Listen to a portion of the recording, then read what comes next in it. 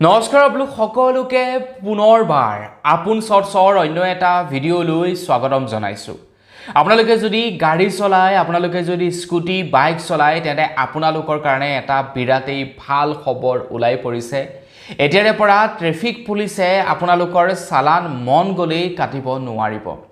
এতিয়াৰে পৰা চালান কাটিবৰ কাৰণে ট্ৰেফিক পুলিচেও কিছুমান নীতি নিয়ম পালন কৰিব লাগিব বুলি নিৰ্দেশনা জাৰি কৰি দিয়া হৈছে। তো আপোনালোকেও যদি গাড়ী চলায়, আপোনালোকেও যদি বাইক চলায় বা স্কুটি চলায়, তেনেহ'লে আজিৰ এই ভিডিঅ'টো সম্পূৰ্ণকৈ চাওক। ট্ৰেফিক পুলিচৰ বাবে ঘোষণা কৰা নতুন নিৰ্দেশনাটো কি সেই সম্পৰ্কে আজিৰ এই ভিডিঅ'টোত মই আপোনালোকক জনাম। মই শ্ৰীপাণ্ডে গগৈ, আপোনালোকে চাই আছে আপোন চৰ্চ। আহক আৰম্ভ কৰোঁ আজিৰ ভিডিঅ'। আগবাইছোঁ আজিৰ খবৰটোৰ ফালে। খবৰটো দিয়াৰ আগতে আপোনালোক সকলোকে সৰুকৈ এটা অনুৰোধ, যদি খবৰটো চাই ভাল পায় তেন্তে লাইক এটা কৰিবলৈ কিন্তু নাপাহৰিব। আজি হৈছে জুন মাহৰ শেষৰ তাৰিখ। তো আপোনালোকৰ জুন মাহটো কেনে গ'ল কমেণ্ট ছেকশ্যনত জনাবলৈ কিন্তু নাপাহৰিব। তো অসম পুলিচলৈ বা অসম ট্ৰেফিক পুলিচসমূহলৈ জাৰি কৰা নিৰ্দেশনাটোৰ সম্পৰ্কে জনোৱাৰ আগত আপোনালোকক জনাব বিচাৰোঁ যে গুৱাহাটী মহানগৰীত এতিয়া পাৰ্কিঙক লৈ কিছু নিয়ম জাৰি কৰি দিয়া হৈছে। আপুনি যদি গুৱাহাটী মহানগৰীত থাকে তেনেহ'লে আপোনালোকৰ বাবে কিছু নিয়ম জাৰি কৰা হৈছে গাড়ী পাৰ্কিঙক লৈ।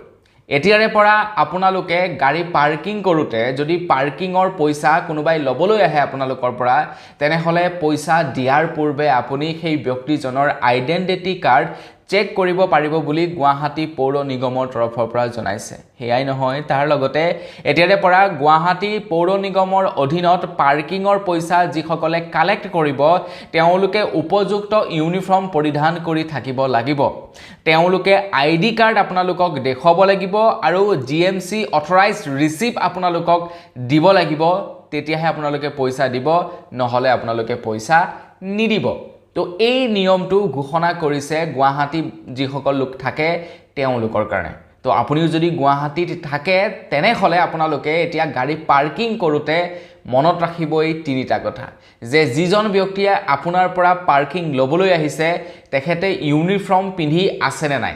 দ্বিতীয়তে, তেখেতে আইডেণ্টিটি কাৰ্ড লৈ ফুৰিছেনে নাই। আৰু 3 নম্বৰতে, আপোনাৰ পৰা 10 টকাই হওক বা 20 টকাই হওক, যেই টকাই নহওক, তাৰ বিনিময়ত ৰিচিপ্ট দিছেনে নাই দিয়া।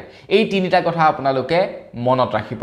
হয়তো আপোনালোকে ভাবিব পাৰে 20 টকা এটাহে, কি ডাঙৰ কথানো, 20 টকা আমি কিমান উৰাই দিওঁ। কিন্তু তেনেকৈ যদি দিনটোত 100খন গাড়ীৰ পৰাও তেখেতে 20 টকাকৈ লয় তেনেহ'লে সেইটো হ'বগৈ 2000 টকা। আৰু আমি যদি মাহেকৰ কথা চাওঁ 60,000 টকা। গতিকে আপোনালোকে এই তিনিটা বস্তু এতিয়াৰে পৰা চেক কৰিবলৈ নাপাহৰিব গুৱাহাটী মহানগৰীত গাড়ী পাৰ্কিং কৰাৰ সময়ত। যদি এই তিনিটা বস্তু দিব নোৱাৰে তেনেহ'লে পাৰ্কিং কোনো কাৰণতে আপোনালোকে পৰিশোধ নকৰিব। তো এই যিটো নেকি নটিচ জাৰি কৰিছে, পাৰিলে আপোনালোকে স্ক্ৰীনশ্বট মাৰি ৰাখি থ'ব।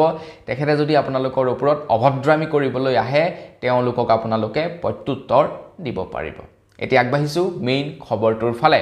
এতিয়া ট্ৰেফিক পুলিচে আপোনালোকৰ পৰা ইচ্ছা কৰিলে যিকোনো তেওঁলোকে মতালি চলাব নোৱাৰিব। নতুনকৈ কিছুমান নিৰ্দেশনা জাৰি কৰি দিছে ট্ৰেফিক পুলিচৰ বাবে।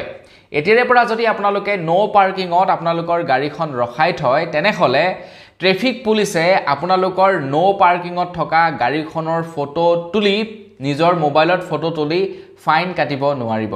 তেওঁলোকৰ ওচৰত পোষ্ট মেচিন থাকিব লাগিব আৰু সেই পোষ্ট মেচিনৰ জৰিয়তেহে ফটো উঠাই আপোনালোকৰ পাৰ্কিঙৰ ফিজ কাটিব পাৰিব বুলি জনাইছে, বা পাৰ্কিঙৰ চালান কাটিব পাৰিব বুলি জনাইছে। তাৰ লগে লগে বাহনৰ ব্যক্তিজনে ফাইন কটাৰ লগে লগে মেছেজ পাব লাগিব যে মোৰ ফাইন কাটিলে, মই পাৰ্কিঙত ৰখাইছিলোঁ, মোৰ তেখেতৰ মোবাইলত লগে লগে মেছেজ যাব লাগিব ফাইনৰ। সেয়াই নহয়, তাৰ লগতে ৰাতিপুৱা যেনিবা যিজন ট্ৰেফিক পুলিচ আছে তেওঁলোকে নিজৰ মোবাইলত ফটো তুলি ৰাখিলে, ৰাতিলৈ অফিচত গৈ বহি তেওঁলোকে ফাইন কাটিছে, সেই চিষ্টেম নচলিব। কোনোবা গাড়ী এখন যদি পাৰ্কিঙত ৰখিছে, তেখেতৰ ওচৰত যদি পোষ্ট মেচিনটো আছে তেতিয়াহে ফাইন কাটিব পাৰিব। যদি পোষ্ট মেচিন নাথাকে নিজৰ মোবাইলত ফটো তুলি ফাইন কাটিব নোৱাৰিব।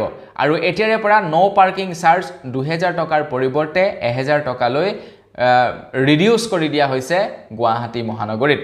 মানে ট্ৰেফিক পুলিচসকলে কৰে কি, আপুনি পাৰ্কিঙত গাড়ী এখন ৰখাই থৈছে, তো তেওঁলোকৰ মোবাইলত ফটো ক্লিক কৰিব। ফটো ক্লিক কৰাৰ পাছত তেওঁলোকে চালান কাটি দিব কিন্তু তেনে কৰিব নোৱাৰিব তেওঁলোকে ডাইৰেক্টলি পোষ্ট মেচিনত ফটো ক্লিক কৰিব লাগিব তেওঁলোকৰ ওচৰত এটা মেচিন থাকে য'ত নেকি গোটেইবিলাক চেক কৰিব পাৰে আপোনাৰ গাড়ী ডিটেইলছৰ পৰা ধৰি গোটেইখিনি চেক কৰিব পাৰে সেই মেচিনটোত তেওঁলোকে ডাইৰেক্টলি ফাইন কাটিব লাগিব ৰাতিপুৱা ফটোকপি ক্লিক কৰিলে ৰাতি অফিচত গৈ বহি তেওঁলোকে নম্বৰ প্লেট চাই তেওঁলোকে ফাইন কাটিব নোৱাৰিব এইটো নিয়ম জাৰি কৰি দিয়া হৈছে তো আপোনালোকেও যদি গাড়ী বাইক স্কুটি চলায় তো আপোনালোকৰ এতিয়াৰ পৰা যদি কোনো ট্ৰেফিক পুলিচে নো পাৰ্কিঙত ৰখাই থওঁতে ফাইন কাটে তেনেহ'লে আপোনালোকে চাব পাৰিব যে মই সঁচাকৈয়ে নো পাৰ্কিঙত ৰখাইছিলোঁ নে কাৰণ লগে লগে মেছেজ যাব কাৰণ আপুনি বোলে গাড়ীখন ৰখাই পিনে কৰবাত ওলাই গুচি গৈছে তো ট্ৰেফিক পুলিচজনে যেনিবা ফাইন কাটি দিলে আপোনালৈ মেছেজ গ'ল নো পাৰ্কিঙৰ যে আপুনি নো পাৰ্কিঙত ৰখাইছিলে আপোনাৰ ফাইন কটা হৈছে তো আপুনি লগে লগে আহি চেক কৰিব পাৰিব যে মোৰ সঁচাকৈ মই নো পাৰ্কিঙত ৰখাইছিলোঁ নে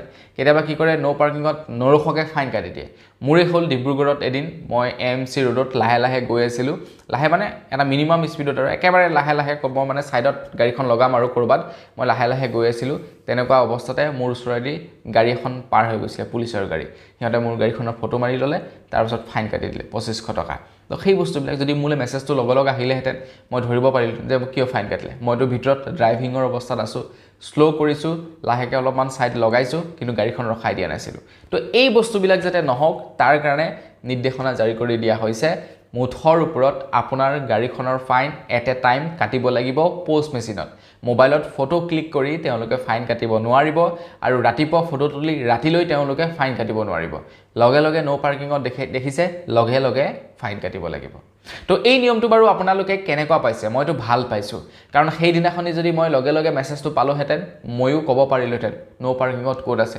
মইতো গাড়ীখন ড্ৰাইভ কৰি আছোঁ মই চাইডহে কৰিছোঁ কিন্তু লাহে লাহে মই ড্ৰাইভ কৰি আছোঁ নো পাৰ্কিং হ'ল কেনেকৈ ঠিক তেনেকুৱা ধৰণৰ কথা আৰু তো বন্ধুসকল বস আজি ভিডিঅ'ত জনাবলগীয়া খবৰ ইমানটোৱে আছিলে খবৰটো জানি কেনে পালে কমেণ্ট ছেকশ্যনত জনাব যদি ভাল লাগিলে লাইক এটা কৰি দিব চেনেলটো ছাবস্ক্ৰাইব কৰে ছাবস্ক্ৰাইবটো কৰি ল'ব পুনৰ এটা ভিডিঅ' লগ পোৱাৰ বিদায় দিছোঁ ধন্যবাদ জয় অসম